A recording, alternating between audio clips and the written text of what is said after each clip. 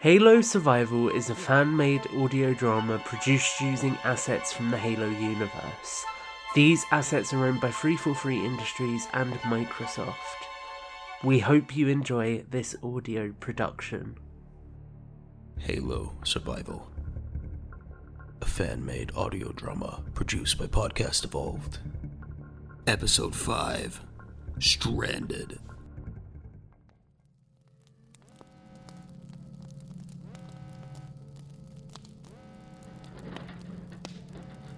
Holt let out a strained cough as she laid against the cold metal floor. Her head was throbbing, and she felt a sharp pain in one of her legs. She reached up against her head and ran a finger gingerly across her forehead. It was wet. She pulled the finger down in front of her eyes and saw the telltale sign of blood on her fingers. Mustering her might, she pulled herself onto her side and looked across the medical bay. It was in a state. Sparks flickered intermittently from cables which now hung through jagged cracks in the roof, and medical supplies were strewn everywhere. She crawled over the medical cupboard and used it to pull herself onto her feet. Looking at the medical table where Talbot had been lying, he was still there, but he lay very still, his pale white skin interwoven with bloodied clumps where debris had hit him as it fell to the floor. She knew he was gone, but she had no idea about the others. Nat, are you alright? She said, struggling to get words out as pain ricocheted through a million points in her body. She could hear flames deeper in the ship, and every now and then, there was a horrific, ear-piercing shriek as something within the ship shifted deeper. It was clear they had come down hard, and wherever they were, the Prowler wasn't going to be much good now.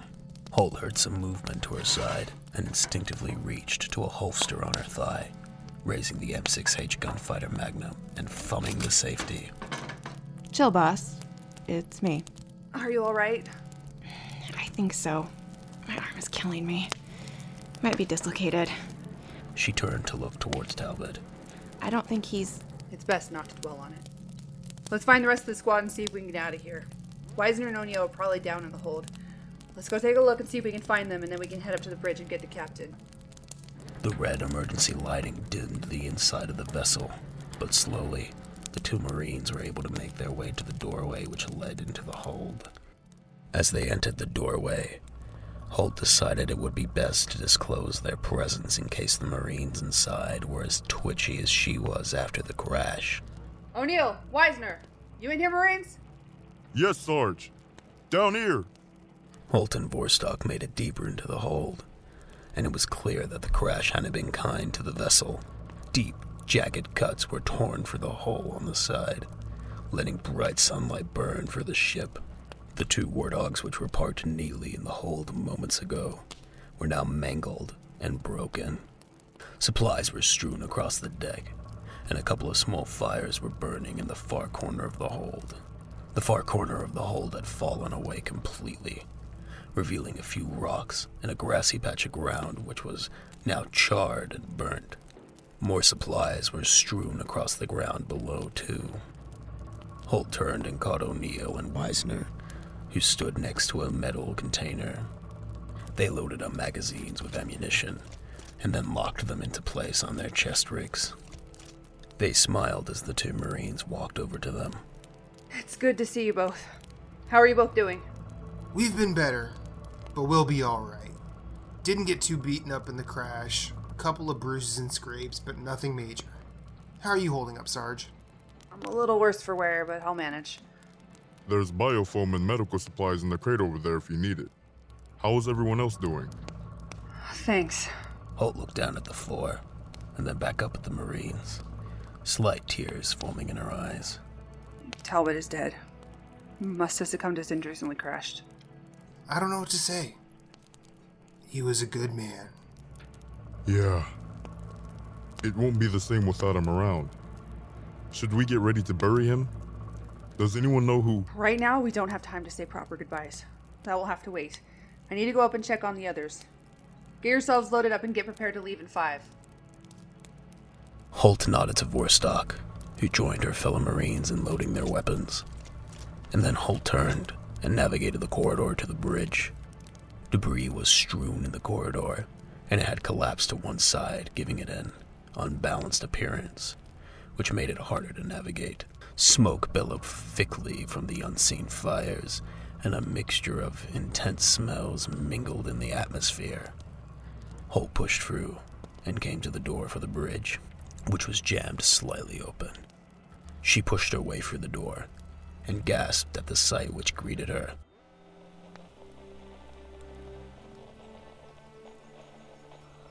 It was clear the bridge had been hit heavily during the crash.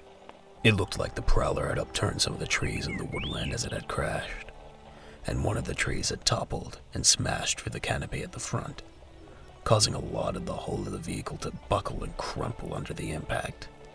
The consoles where the two technicians had sat looked as though they had imploded with how twisted and gnarled they were, and the bodies of the two crew members who had sat there were now warped and distorted as they were pressed in and amongst the churn-up debris. As Holt took everything in, her eyes fell on Cooper, who was sat against the back wall. His BDUs were bloodied as a large piece of metal had gone straight through his abdomen. As she stared at him, his head moved slightly, and he locked eye contact with her. Holt! She quickly moved down next to him, resting her hands on his shoulders as she took in the situation. She knew it wasn't good, and she wanted to comfort him, but knew there was not much she can do. Before she could say anything, he spoke again. It's okay. None of us know how things are gonna end when we sign up. You're in charge now. He slowly raised an arm to his neck, and using his last morsel of strength, he tore off his dog tags and placed them in her hands. He closed her fingers around his tags and locked eye contact with her. Look after them. I know you. His sentence was cut off as his body became limp and his head fell forwards. Holt had to fight back tears as she clutched onto the dog tags. She then stood stiffly, wiped a tear from her cheek, and saluted.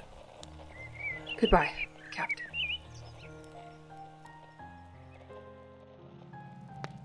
As Holt re-entered the hold, Meisner, O'Neill, and Vorstock turned to look at her. No one said anything, but by the somber look on her face, they all knew what had happened. They would also be aware about the fact that the UNSC chain of command now meant she was in charge of what was left of Rhino Squad. Meisner slung an MA-40 assault rifle on his back and reached onto the table, scooping up a DMR which he passed over to the sergeant. Vorstock and O'Neill were finished loading a pair of BR-55s, and Weisner grabbed a CQ-S4A Bulldog and some shotgun shells for the weapon. The Bulldog was a rarely seen drum magazine shotgun, which the UNSC had in their arsenal, and it would be perfect for clearing any close-quarters structures which the Marines may want to take shelter in. Once they were all loaded up, they stood at attention and turned to face Holt. She sighed and looked down at the dog tags around her neck. She held them in her fingers for a moment, and then looked at the Marines. The mission is over, but we're not. You're an exceptional group of Marines, and I intend to see to it that you stay that way. And that means I'm going to do everything in my power to keep you alive. We're going to march out and look for somewhere with cover where we can set up shelter for the night. Then we're going to attempt to establish whether there are any other Marines left alive on this ring. We'll rally up survivors, take inventory, and work out the best way we can make the banished pay and hold out for UNSC reinforcements. Are you with me, Marines? Hoorah! The Prowler had come down in a relatively clear field, which was lucky for the Marines. Slowly, the soldiers began to pick their way across the field, checking their sectors as they proceeded to begin the long march towards some kind of shelter. As they approached the edge of the field, where a thick and dense forest of pine trees rose up towards the sky, they noticed a wide lake with mountains rising up behind it. The water was a rich and inviting emerald green, and its waves gently lapped at the shoreline as they were caught up in the breeze. In the distance, some kind of animals could be heard grazing, and the sky was rich and alive with exotic birds, which the Marines were pretty sure wouldn't be found on other planets. As they proceeded to maneuver past the perimeter of the lake, the Marines paused for a moment to take a drink from their canteens, and noted that a field of stone rings were erected in an interesting pattern in front of them. They paused and stared at them for a moment. What do you think they're for? Why not go touch it and find out? Holt walked up to them and looked at them more intently. There were what appeared to be Forerunner engravings across them, but she couldn't make out much more than that. Abruptly, however, the indistinguishable sound of a phantom approaching made her turn and motion to the Marines to get into the woodland. The Phantom was a popular dropship used by the Covenant during the war, and it was now adopted by rogue factions like the Banished. Wherever there was a dropship like this, ground troops and armor would not be far behind. Let's get some cover. Won't be long before the Banished arrive at the crash site. As the Marines continued into the woodland, they made sure to scan their vectors. The woods were thick and vast, but they weren't too dissimilar to the large-scale redwoods which used to be present on Earth. It felt like they had stepped back in time, into a picturesque look at how Earth used to look like before the Human Covenant War. As they continued to walk further into the woodland, every now and then they would spot little creatures scurrying about, seemingly scared of them as they approached. They were small quadrupedal animals with humped backs, and they almost appeared similar to animals which had existed on Earth. O'Neill was the first one to notice. Hey, Weisner, what are the chances of a halo ring having gophers on it? They're not gophers, you idiot. They're too big. Oh, really? Well, what are they then, genius? The Marines stopped their bickering as Holt held up a fist, motioning for them to hold. They had arrived at a clearing in the woodland, and there were larger animals grazing the area. They appeared almost like rhinos, only with longer, curved horns which rose upwards from their snouts, and also thick and heavier skin adorning their necks.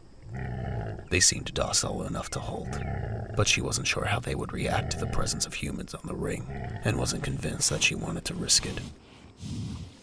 We need to go around. The Marines picked their way past the animals and continued to head deeper into the woods. They encountered the small animals which O'Neill had referred to as gophers occasionally, but beyond that, their journey was relatively quiet.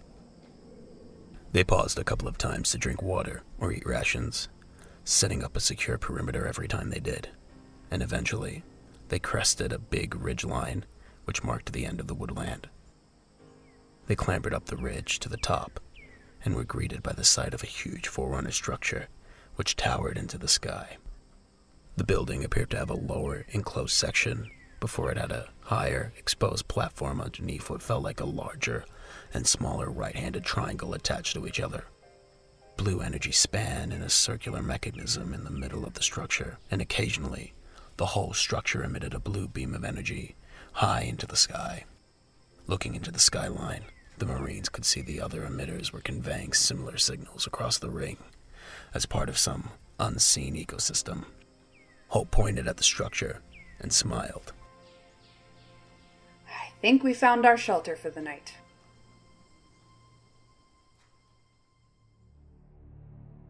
You have been listening to Halo Survival, a fan-made audio drama produced by Podcast Evolved and narrated by Henry Paul David. The voice of Captain Chris Cooper was performed by Cam 4K Studios.